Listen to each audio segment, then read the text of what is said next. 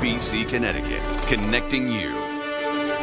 We do a lot of fun things here on this show. This is one thing that if you're watching at home, if you take one thing away, make it be this, because this can save a life. As we kick off American Heart Month this February, it's important to stay heart healthy and aware, but it's also important to be ready in case you need to save a life. Joining me to demonstrate a life-saving technique you need to follow is Bruce Hoffman, volunteer for the American Heart Association, and Leigh Pechillo, who is a heart attack survivor. Good morning to both of you. Before we get to the demonstration, I want you to tell your story and how this technique saved your life. Absolutely. I was experiencing some heartburn that I never felt before. Called the doctor, who said, well, it could be heartburn, but it could be a heart attack. So if you're not feeling better after taking an antacid, go to the hospital. It was about 45 minutes before my husband said, let's go. And in that time, I ended up going into sudden cardiac arrest and collapsed at home.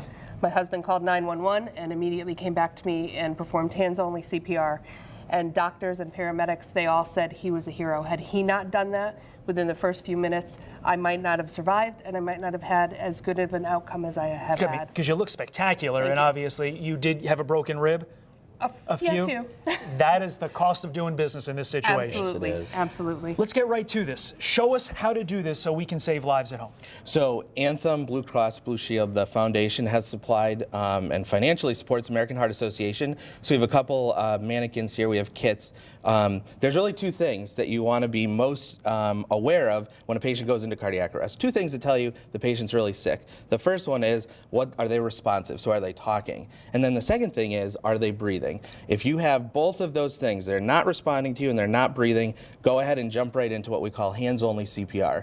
So hands-only CPR is done right in the center of the patient's chest. We interlock our fingers. We're going to make sure that we keep our elbows completely locked up, shoulders into it, and we're pushing at a rate of 100 to 120 beats per minute.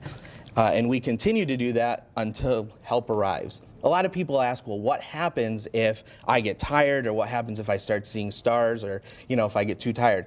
Stop and wait until somebody else gets there. But the takeaway, just like you said at the beginning, is really to do hard and fast compressions right in the center of the chest. Something else that's kind of interesting is that most dispatch centers from around the area, at least here in Connecticut, do something called emergency medical dispatching. So what happens is that essentially you get a dispatcher who answers the 911 phone call. They'll tell you to put your cell phone on speakerphone. Okay. So then you can go ahead and they'll continue to walk you through the steps of CPR. But before, in the 30 seconds we have remaining though, this wasn't a technique for which you used your mouth. And I think a lot of people at home are like, but when did he didn't put his mouth over the his mouth. So how does that work? Yep. So it's called hands-only CPR. Back in the day, we used to be so focused on their airway, breathing for them, that kind of thing. We don't do that anymore. What we know is that hard and fast chest compression, center of the chest, that's what saves lives, like in the case of Leigh. Absolutely.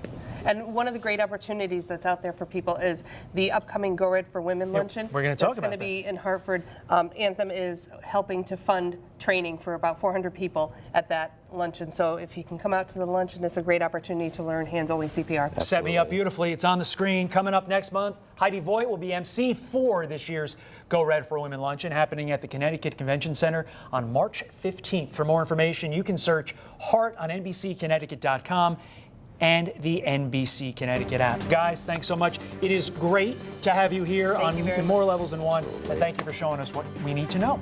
Darren's back with one more look at your first alert forecast when we come back.